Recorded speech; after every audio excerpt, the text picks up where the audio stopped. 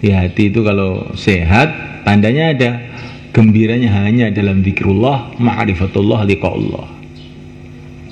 Kalau hati kok gembira dengan para lain itu sebetulnya dalam keadaan sakit.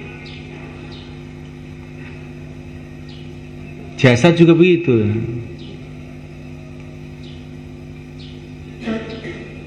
Kalau jasad dalam keadaan sehat dengan jasad dalam keadaan sakit, itu kenikmatannya lain-lain, ya enggak? Kalau waktu sehat, kamu waktu sehat, ya, kulitnya sehat, semua sehat, terus kemudian dipijiti orang, malah geli, wah, jangan pijit saya. Tapi lagi awal badannya itu meriang, sakit, batuk, ngkru-kru, dipijiti, wah enak dipijiti itu. Dipijiti enak itu menunjukkan dia sakit.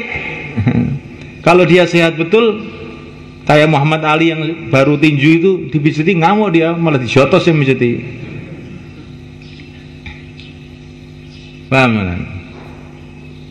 Kulit itu kalau sehat digaruk ya malah sakit. Tapi kalau memang kudisen atau gudikan digaruk, oh enak digaruk ini. Enak itu menunjukkan gudikan kamu itu. Begitu juga hati. Hati kok seneng ini, seneng itu. Ini hati sakit sebetulnya itu. Kalau hati itu waras betul, sehat betul, gembiranya hanya dalam zikrullah saja. Nah kalau begitu sakit semua kita ini. Iya sakit semua, tapi ada yang terlalu parah, ada yang kurang parah. Tapi sakit semua saya kira itu. Ini suudon saya loh ya. Ini betul Mang Imam Ghazali itu sudah pakarnya kesehatan hati, itu sudah tahu dia. Allah. Mana itu soal? Wa inna ma yaltaddu bi ghairi idza marida bi su'il 'adat kama yaltaddu badun nas bi aqdatin. Dan hanyalah hati itu merasa lezat dengan selain Allah ketika dia ini sakit dengan sebab kebiasaan-kebiasaan yang buruk. Sebagaimana merasa lezat sebagian manusia dengan memakan lumpur, karena biasa makan lumpur, akhirnya makan lumpur jadi lezat. Bukan lumpur itu lezat, karena kebiasaan yang buruk dia. Di orang ngerokok itu loh. Ngerokok itu sebab kalau orang nggak pernah ngerokok langsung pening, bisa muntah-muntah nggak keruan itu. Coba yang belum pernah ngerokok kamu coba, nanti kan pening nggak karu-karuan. Tapi yang sudah biasa, nikmati masya Allah. Kalau ditarget itu pakai dalil 1000 dalil. Ya betul Pak, dalil itu memang betul. Saya tidak menyanggah sama sekali. Tapi saya ini nggak kuat kalau nggak ngerokok itu. No. Ini sudah. Jadi dia ini berlezat-lezatan karena kebiasaan dia yang buruk. Bukan karena rokok itu sendiri itu enak, bukan. Karena kebiasaan yang buruk bikin dia enak. Wa kama yastabshu ba'dul mardha ala syal hulwa wa yastahli ala syal murah, dan sebagaimana menganggap buruk sebagian orang-orang sakit perkara-perkara yang manis, dan menganggap manis perkara-perkara yang pahit.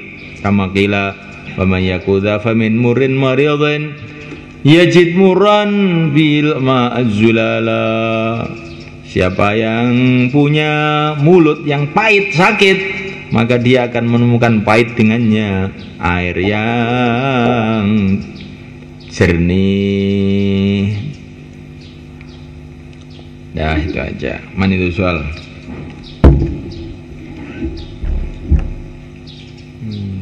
Hashim, ya.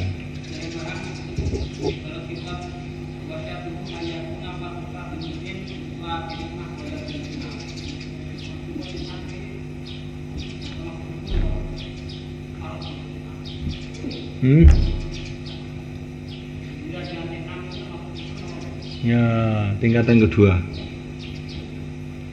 Syukur dasar. Ini syukur ketiga enggak? Syukur ketiga itu farah bil mun'im. Kalau farah bil in'am itu syukur kedua, tingkatan bawah. Paham? Ya termasuk syukur, tapi syukur tingkatan solihin ya, duduk muqarrabin. Lah iya. Wis ngono kuwi, paham ngono dhewe, wis.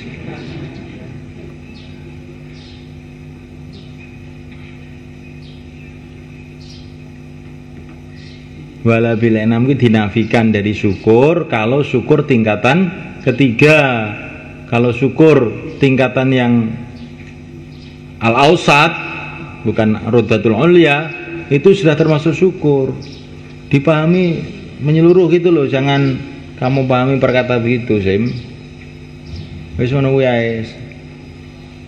Paham enggak? Karena syukur itu tingkatan ausat, tingkatan aulaya. Farah bil in'am itu berarti al farah bi inayatillah wa bi ihtimamillah lil mun'ami alaih. Fa hadha min asyukur aidha, lakin fi rutbah al ausat, fi rutbah ad-dunya, rutbah al ula, ama rutbah al ulya la rubah mulia farah bil mun'im faqat bidzatil mun'im laisa bi fi'lil mun'im lakin bidzatil mun'im. Jadi farah yang ketiga itu orang itu gembiranya itu dengan Allah, bukan dengan Allah ngasih nikmat, dia bukan dengan Allah. Maka setelah dikasih nikmat, dijadikan nikmat itu alat untuk mendekat kepada Allah. Untuk mendekat kepada Allah, karena yang dia cari itu Allah, bukan yang dia cari itu enamnya Allah. Makanya walaupun dia kena musibah, asalkan itu mendekatkan dia kepada Allah, dianggap nikmat itu. Paham nggak?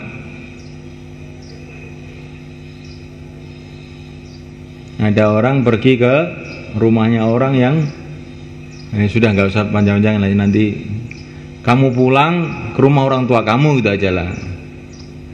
Sampai di rumah sakit, tapi malah gembira. Ini dengan sakit ini saya bisa lama di rumah ini. Bisa untuk alasan ke pondok, saya sedang sakit parah ini harus dirawat ini Pak di rumah. Maka dia gembira. Pura-pura dia mengeluh-ngeluh, ya Allah, padahal dia gembira sebetulnya.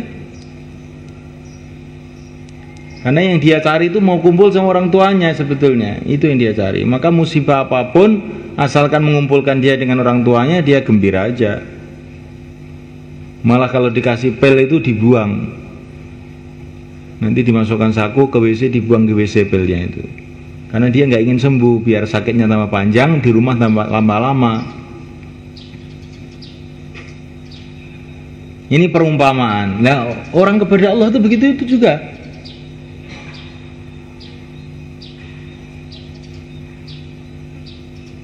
Maka jangan aneh itu orang-orang dulu itu miskin, nggak punya apa-apa, bisa gembira, melebihi raja-raja gembiranya.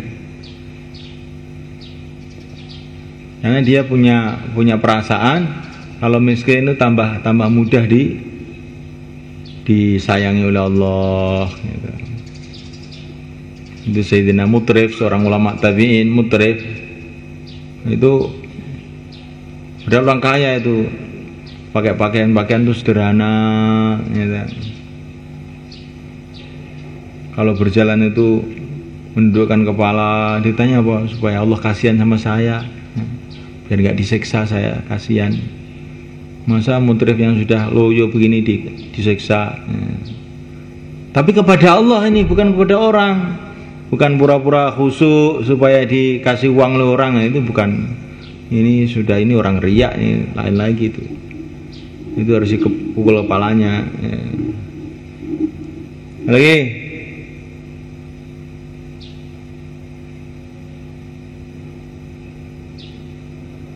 ya habis.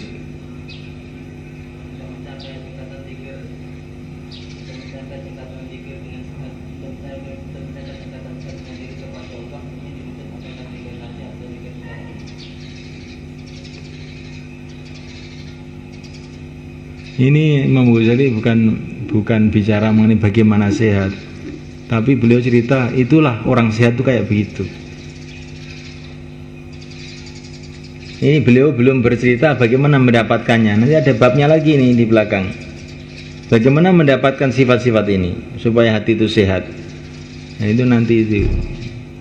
Ringkasnya ya kalau semua perintah Allah kamu kerjakan nanti hati kamu sehat. Baik perintah Allah itu yang zahir maupun yang batin. Tapi kalau kita ini turuti nafsu kita, nanti hati kita sakit. Akhirnya senangnya itu macam-macam. Senang dipuji orang, senangannya dunia dan sebagainya. Itu kenapa? Karena hati sedang sakit. Paham kan? Apalagi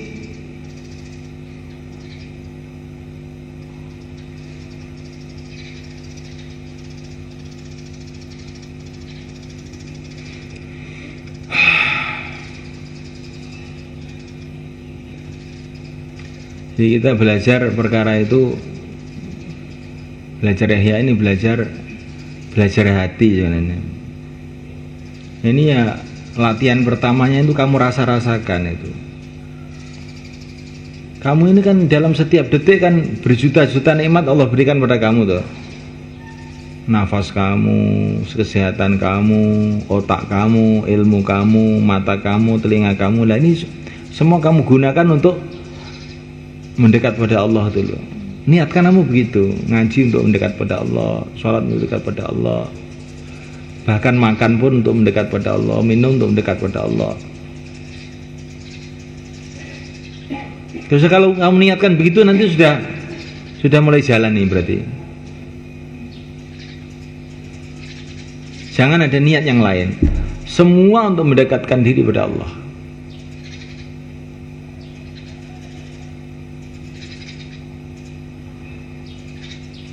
Nah, kalau sudah kamu niatkan begitu, walaupun mungkin kamu ada keliru, tapi kalau niat hidup kamu tuh sudah begitu, nanti ada nilainya semuanya. Man ahta'a falahu ajrun wahid wa in asaba falahu ajruni. Asalkan kamu niatkan semua untuk mendekat pada Allah, sampai tidur pun niatkan mendekat sama Allah. Bagaimana? Nabi tidur ikut tidur gitu aja. Untuk supaya disayangi oleh Allah. Qul kuntum tuhibbunallah fattabi'uni yuhibbukumullah. Tidur ikut Nabi, melek ikut Nabi, makan ikut Nabi. Pokoknya sunnah itu kamu hidupkan semuanya dengan niat supaya dicintai oleh Allah. Nanti kamu jadi orang syukur itu. Dan kalau melihat nikmat, jangan kamu melihat itu nikmat atau tidak nikmat, cocok atau tidak cocok. Tapi kamu lihat hasilnya, bisa mendekatkan diri pada Allah benda. Walaupun itu menyakitkan, tapi kalau mendekatkan diri pada Allah, tambah ingat pada Allah, tambah amal kita yang dicintai oleh Allah, yaitu anggap itu satu nikmat. Tapi apa saja, entah sedih, entah gembira, kalau membuat kita lupa kepada Allah, kamu harus anggap itu satu musibah, kamu istighfar. Ini saya kok dibuang ke kandang jaran oleh Allah itu gimana? Saya kok disuruh makan di dapur nggak boleh sowan nih gimana saya ini gitu loh. Insyaallah